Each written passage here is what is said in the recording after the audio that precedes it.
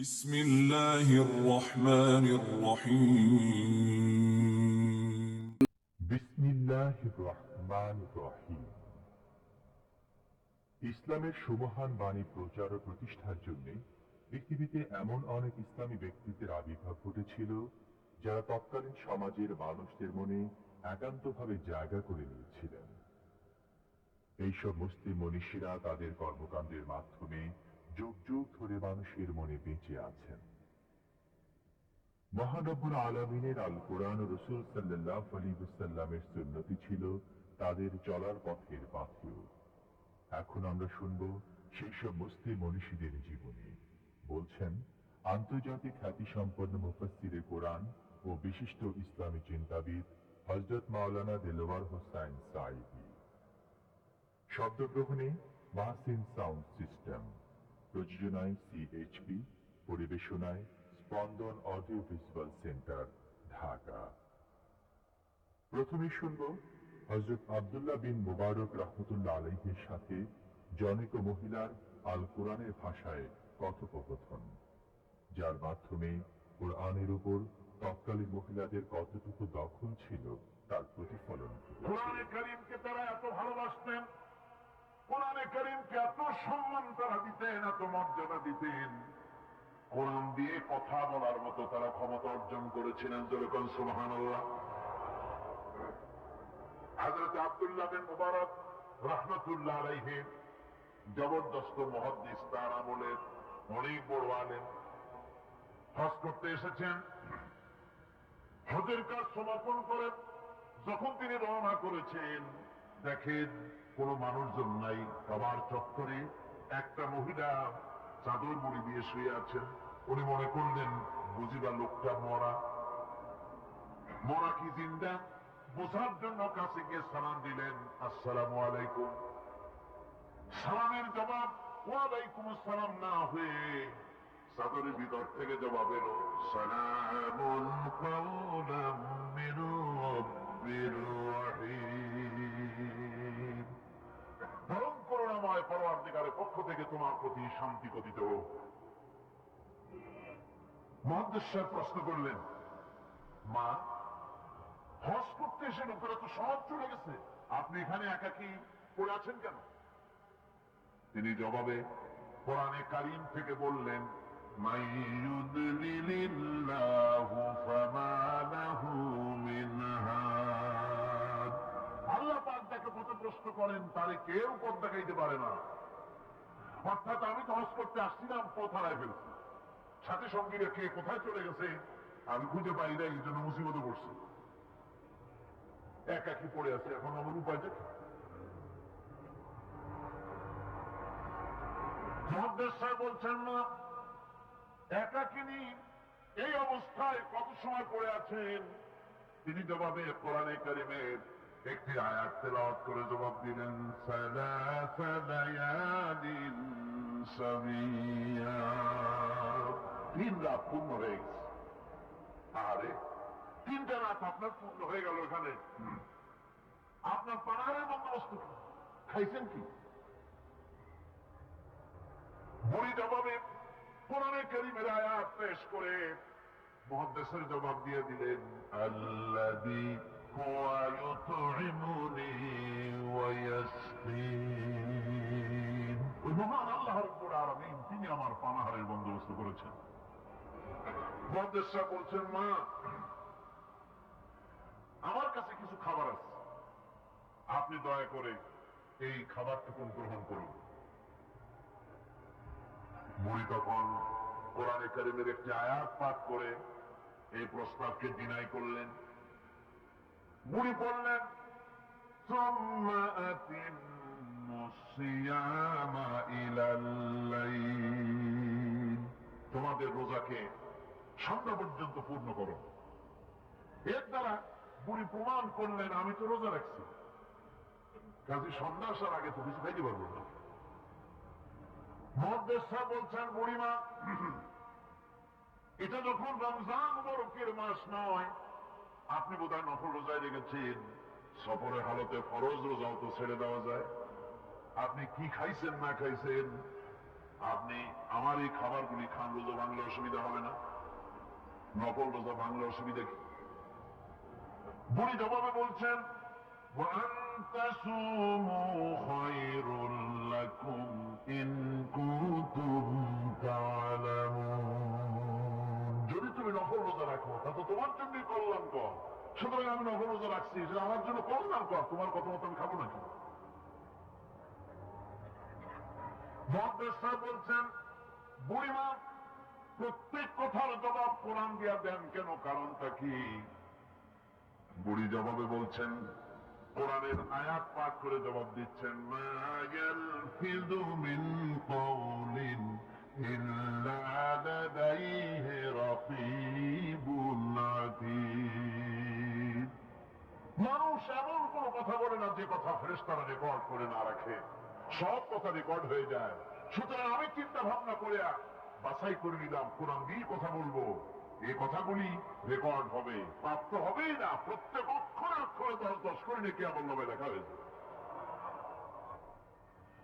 মুহাদ্দিস সাহেব মনে মনে একটু চিন্তা করলেন, এই বেটি হলো বুড়ি, একটা মেয়ে লোক, আর আমি মুহাদ্দিস মানুষ, সে কোরআন শরীফ দিয়ে কথা কয়ে বাহাদুরি দেখায়, আমি তাদের মাতৃ জবান দিয়ে কথা বলাবই। এই চিন্তা তিনি করলেন। তিনি তো বড় আলেম ছিলেন, অত্যন্ত বড় আলেম। তার সম্পর্কে তার সাথীরা কবিতা রচনা করেছিলেন। তিনি যখন তার এলাকা ছেড়ে গিয়েছিলেন, তার সাথীরা বলেছেন, ইজা সারা আব্দুল্লাহ মিম্মার উলাইলাতান, ইজা সারা আব্দুল্লাহ মিম্মার উলাইলাতান সারা আনহা নূরুহা ওয়া জামালুহা। আব্দুল্লাহ যখন আমাদের এলাকা ছেড়ে গেল, তখন এলাকার সৌন্দর্য গেল, নূর গেল, আলো গেল, সব হারায় ফেললাম। যেহেতু তিনি সাহিবি ইলম ছিলেন, তারা বলল, ইদা যুকিরাল আখিয়ারু ফি বালদাতিন ফাহুম আনজুমুন ওয়া আনতা হিলালুহা। আমরা যখন আমাদের বন্ধুদের মধ্যে আলোচনা করি, তখন আমাদের বন্ধুরা আর যত বড় বড় আলেম আছে, তারা যদি তারকা হয়, তাহলে আব্দুল্লাহ তুমি তো সেই তারকা রাজির মধ্যে চাঁদের মতো। এরকম বড় আলেম ছিলেন হযরত আব্দুল্লাহ বিন মুবারক। তিনি চিন্তা করলেন, এই বুড়ি দেখি তার দিয়া তার মাতৃজবনে কথা পাওয়া যায় নাকি। তিনি জিজ্ঞেস করলেন, আচ্ছা বুড়িমা বাড়ি কই? ওনার চিন্তা, বাড়ি ওই কোরআন শরীফের মধ্যে তো খাগড়াছড়ি ফটিকছড়ি নেই, গ্রামের নাম তো নাই, ধরা যায় না। তিনি যখন বাড়ির প্রশ্ন করলেন, বুড়ি তখন কোরআনে কারীমের আয়াত তেলাওয়াত করে বাড়ির জবাব দিয়ে দিলেন, সুবহানাল্লাযী আসরা বিআবদিহি লাইলাম মিনাল মাসজিদিল হারাম ইলাল মাসজিদিল আকসা। পবিত্র মহান সত্তা, দোষ ত্রুটি অক্ষমতা দুর্বলতা থেকে মুক্ত সেই মহান সত্তা, যিনি তার বান্দাকে ইসলাহ করিয়েছেন মসজিদে হারাম থেকে মসজিদে আকসা পর্যন্ত। এর দ্বারা তিনি প্রমাণ করতে চাইলেন, মসজিদে হারামে আসছি হজ করতে, আর মসজিদে আকসার কাছে আমার বাড়ি। মুহাদ্দিস সাহেব না পেরে তিনি তখন চিন্তা করলেন, এমন বিদুষী মহিলা একা একই ফেলে যাওয়া কিছুতেই বুদ্ধিমানের কান না। তিনি বললেন, মা আমার কাছে একটা উট আছে, আপনি যদি রাজি হন উটের পৃষ্ঠে সওয়ার করে আপনার গন্তব্যে পৌঁছায় দেই। বুড়ি তখন কোরআনে কারীমের একটি আয়াত পাঠ করে সম্মতি প্রদান করলেন। তিনি পড়লেন, ওয়াইন তাফআলু মিন খায়রিন ইয়ালামুহুল্লাহ। যদি তুমি কোনো ভালো কাজ করো, অবশ্যই আল্লাহ তা জানবেন এবং এর জন্য উত্তম ভাবে আল্লাহ পাক তোমাকে পুরস্কৃত করবেন। তার মানে হলো, পথ হারা মানুষকে পথ দেখানো নিশ্চয়ই ভালো কাজ, তুমি একটা ভালো প্রস্তাব করছো। মুহাদ্দিস সাহেব বললেন, মা আমার এই উটের উপর আপনি আরোহণ করুন, বুড়ি উটের উপরে আরোহণ করতে যাচ্ছেন, হঠাৎ লক্ষ্য করে দেখছেন মুহাদ্দিস সাহেব তার দিকে তাকায় আছেন। বুড়ি তখন কোরআনে কারিমের একটি আয়াত তেলাওয়াত করলেন, قُلْ لِلْمُؤْمِنِينَ يَغُضُّوا مِنْ أَبْصَارِهِمْ। মানবী মুমিন মানুষদেরকে, মুমিন বান্দাদেরকে বলুন তারা যেন তাদের চক্ষুকে পরনারী থেকে নিম্নগামী করে। বুড়ি এই আয়াত দ্বারা বলতে চাইলে, মুহাদ্দিস সাহেব আমি বুড়ি মানুষ, উঠে সাওয়ার হতে গিয়ে না জানি বেসতর্ক হয়ে যেতে পারি, চক্ষুকে নিম্নগামী করেন। সুবহানাল্লাহ।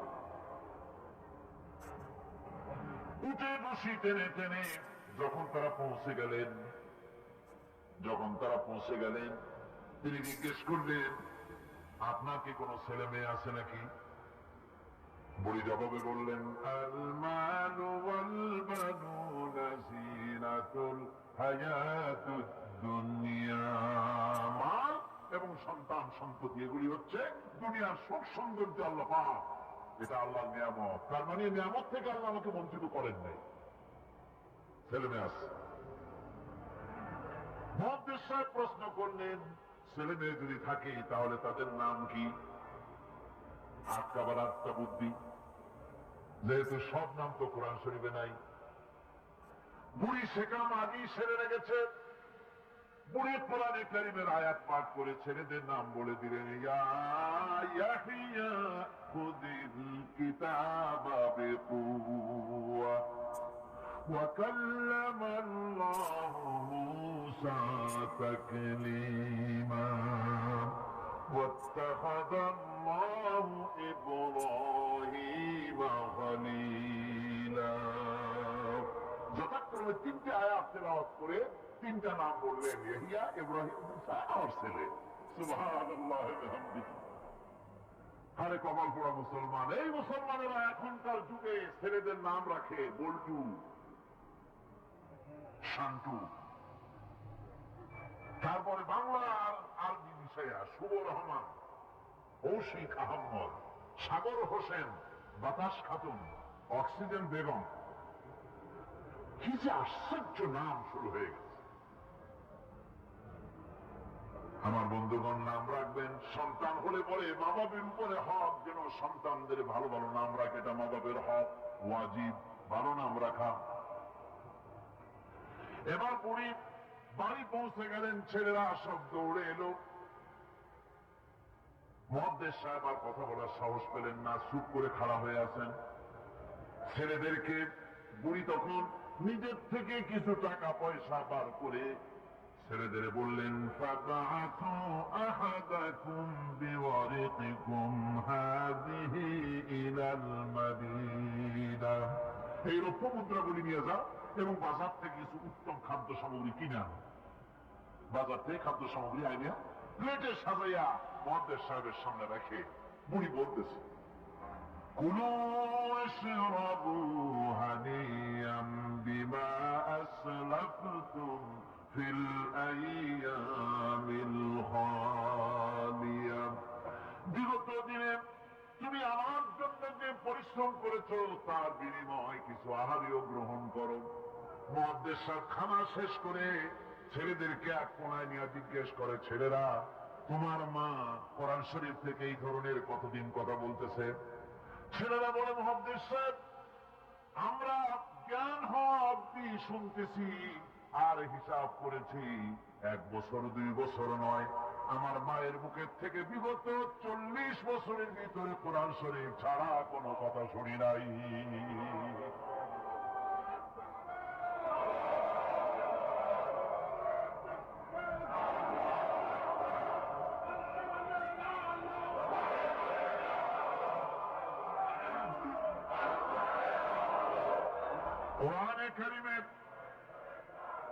কোরআনে কারিমের প্রতি মানুষের, তৎকালীন যুগের মানুষের এই মহব্বত ছিল, এই ভালোবাসা ছিল, এই আকর্ষণ ছিল।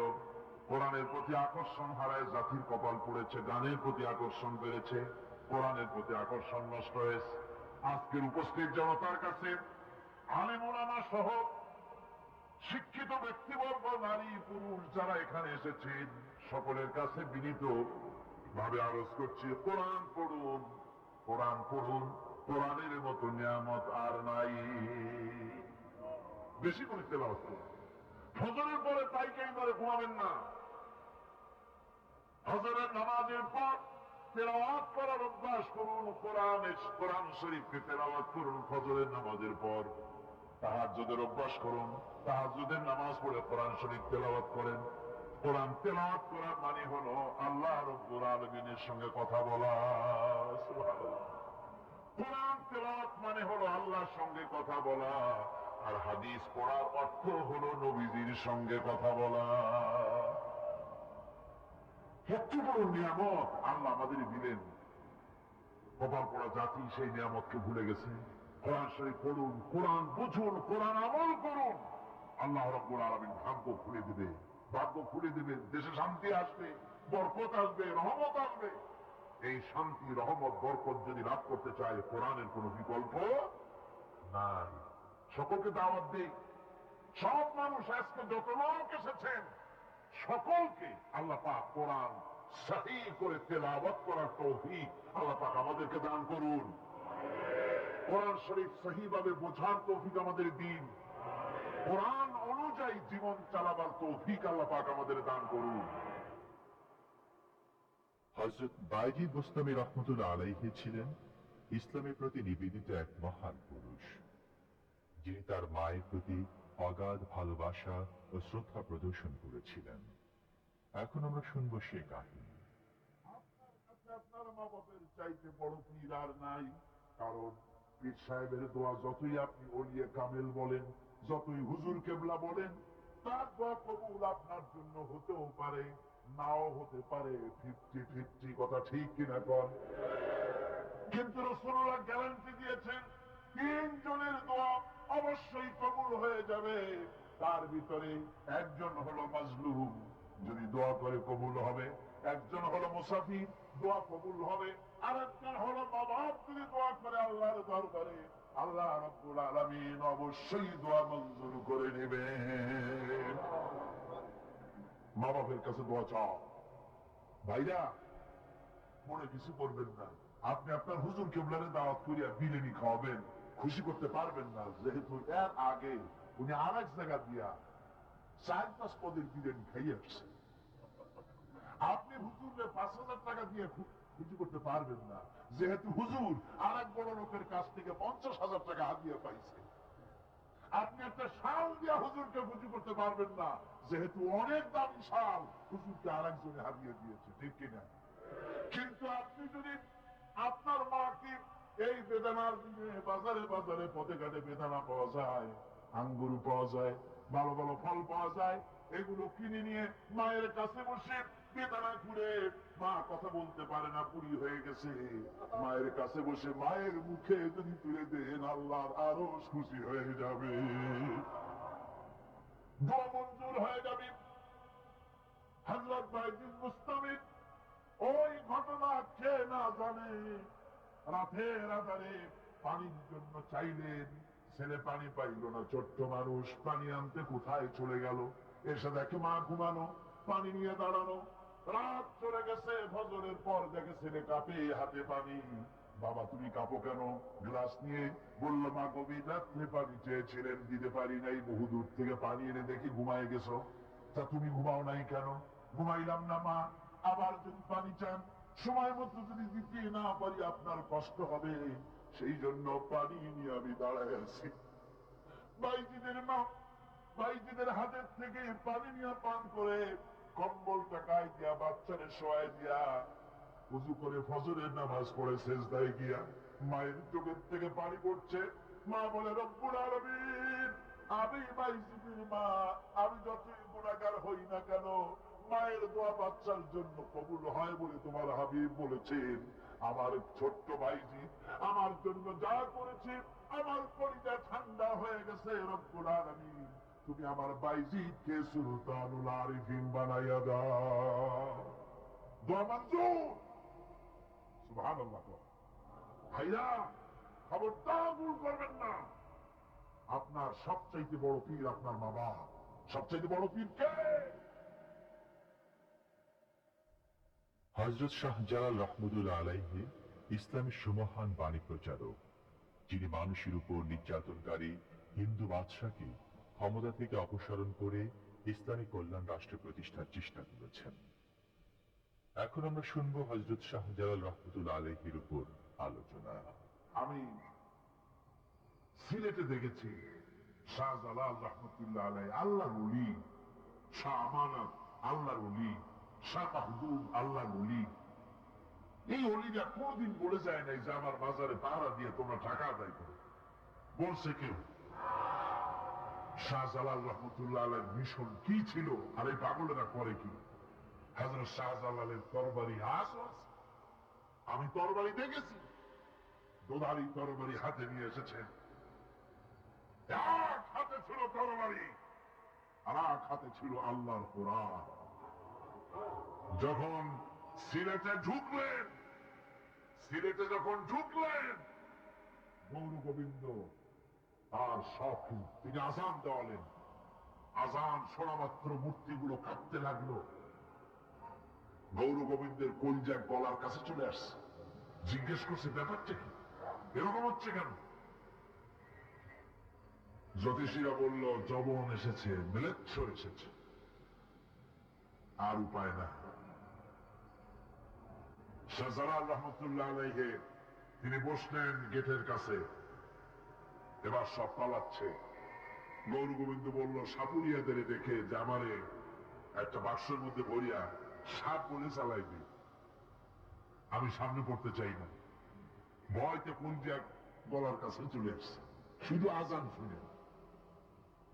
এরপরে লোক সব চলে যাচ্ছে, উনি দেখতেছেন যাও যাও যাচ্ছে সব। তারপরে ঝুড়িতে করে যাচ্ছে সাপুরিয়ারা, তোমাদের মধ্যে কি সাপ, যাও যাও যাও। এরপরে বড় একটা বাক্স, এটার মধ্যে কি? কাজে হুজুর আমরা সাপ খেলা দেখি, এর মধ্যে সাপ। নামাও, আমি সাপ খেলা দেখবো, নামাও ওটা। এরপরে বাক্স খুলছে, দেখে যে আসল সাপ বাইক হয়েছে। গৌর গোবিন্দ বলল যে আমার রাজত্ব ছেড়ে দিলাম, আমার জানে বাঁচা। শাহজালাল রহমতুল্লাহ আলাইহি বললেন আমি তো মারতে আসিনি, আমি তো হত্যাকাণ্ড করতে আসিনি, আল্লাহর দ্বীনকে নিয়ে এসেছি। তিনি ক্ষমা করে দিলেন। সেই শাহজালাল রহমতুল্লাহ আলাইহির মাজারে লোকেরা বিভিন্ন জায়গা দিয়ে যায়, বাস ঘুরে ঘুরে যায়, যাইয়া চাদরের উপরে যাইয়া মাথা ঘা দিতে থাকে আর কামতে থাকে। কতগুলো গজাল মাছ আছে, বিরাট বিরাট গজাল, গায়ে শ্যাকলা পড়ে গেছে, দেখলে মনে হয় যেন রিটায়ার্ড অফিসার, এরকম মোটা। ওগুলোরে মুড়ি খাওয়ায়, কলজা খাওয়ায়। একটা কুয়া আছে, পানি এত পচা, কয় যে এইটার আর এক মুখ হলো জমজমের সাথে মিশানো। নাউজুবিল্লাহ। হায়রে মানুষ, মুসলমানের আকীদা হয় এত খারাপ, আকীদা বত্তর হয়ে যাচ্ছে। এগুলি ধর্মের নামের ব্যবসা। এগুলি জোরে বলেন কি? এই ব্যবসা বন্ধ করতে হবে, এই ব্যবসা বন্ধ করতে হবে। এরা ধর্মের নামে লুটেরা, চাদর দিয়ে, আগরবাতি দিয়ে, মোমবাতি দিয়ে, সেজদা দিয়ে মুশরিক হয়ে যাচ্ছে, ইসলাম থেকে খারিজ হয়ে যাচ্ছে। মিশরের প্রখ্যাত ইসলামী চিন্তাবিদ সৈয়দ কুতুব শহীদ তৎকালীন মিশরের সরকার প্রধান জামাল নাসির তার উপর চালিয়েছিল অকথ্য নির্যাতন। এমনিভাবে যুগে যুগে অনেক শাসকই ইসলামী জনতার উপর নির্যাতন চালিয়েছে, কিন্তু ইসলাম আজও টিকে আছে, শুধু নেই সেই জুলুমবাজ নির্যাতনকারী শাসক বর্গ। মিশরের শহীদ সৈয়দ কুতুব রহমতুল্লাহ আলাইহি নওয়ারাল্লাহু মারকাদাহু ওয়া জাআলাল জান্নাতা মাসওয়াহু। আল্লাহ পাক তাকে জান্নাতুল ফেরদাউসের মেহমান বানিয়ে নিন। মিশরের প্রেসিডেন্ট জামাল নাসের তাকে ইসলামী আন্দোলন করার অপরাধে, ফি জিলালিল কোরআন লেখার অপরাধে, মাআলিমু ফিত তারিখ এই কিতাব লেখার অপরাধে তাকে গ্রেফতার করলো, তাকে কয়েদখানার ভিতরে ঢুকালো এবং সেইখানে ক্ষুধার্ত পাগলা কুকুরকে ঢুকিয়ে দিল। তারপর অনেকক্ষণ পরে একজন লোককে পাঠিয়েছে, দেখে আসো রুমের ভিতরে কুকুরের সাথে কুকুর কি ব্যবহার করে। নাউযুবিল্লাহ। জামাল নাসেরের পাঠানো সেই লোকটি জেলখানার ভিতরে দৃশ্য দেখে অবাক হয়ে ফিরে এসে বললেন, জাহাপানা, কয়েকখানার ভিতরে গিয়ে দেখলাম সৈয়দ কুতুব নামাজের ভিতরে সেজদায় পড়ে আছে, আর শিকারী পাগলা কুকুর তার পাশে বসে তাকে পাহারা দিতেছে। মৃত্যুর ভয় ইমানদারেরা করে না। তাকে বলা হয়েছিল ক্ষমা চাওয়ার জন্য, তিনি বলেছেন মাজলুমকে ক্ষমা চাইতে হবে জালিমের কাছে, এর থেকে ফাঁসি গ্রহণ করে শাহাদাতের দরজা নিয়ে হাসি মুখে আমি আমার গরিবের দরবারে খাড়া হতে চাই। এটাই হলো ঈমান। আর জামাল নাসেরকে আল্লাহ পাক ইন্তেকাম নিলেন, দুনিয়া থেকে বিদায় করে দিলেন। তুরস্কের প্রেসিডেন্টটাকে ভাগ্য বিধাতা বলা হয়, আতাতুর্ক বলা হয়, কামাল পাশা আল্লাহর ইসলামের সঙ্গে বেয়াদবি করেছে, আরবি ভাষা শিক্ষা করা হারাম ঘোষণা করেছিল, হিজাব পরা মেয়েদের জন্য হারাম ঘোষণা করেছিল, শাদী শোদা মেয়েদেরকে বিবাহ দেওয়া জায়েজ করেছিল। নাউযুবিল্লাহ। এই কামাল পাশার ঘুম ভেঙে গেল সকালবেলায় কিসের এক আওয়াজে। সে বলল, কিসের আওয়াজে আমার ঘুম ভাঙলো? বলা হলো মুয়াজ্জিনের আযান। মুয়াজ্জিন চিল্লাইল, কেন ধরে আনো। মুয়াজ্জিন আনা হলো। তারপরে জিজ্ঞাসা, বেটা চিল্লাইছিস কেন? সে বললো, আমি তো চিল্লাই নাই, আমি আযান দিছি। কেন আযান দিলি? আমার ঘুম ভাঙলো কেন? তাকে আনা হলো এবং তাকে অর্ডার করা হলো। বলা হলো, কামাল পাশা বলল, আমার সামনে তাকে জবাহ করো, তার সমস্ত শরীরটাকে তরবারি দিয়া টুকরা টুকরা করে নাও। আমার ঘুম ভাঙালো কেন? আল্লাহ রাব্বুল আলামিন কামাল পাশাকে দুনিয়া থেকে বিদায় করে দিয়েছে। না বেঁচে আছে আজ?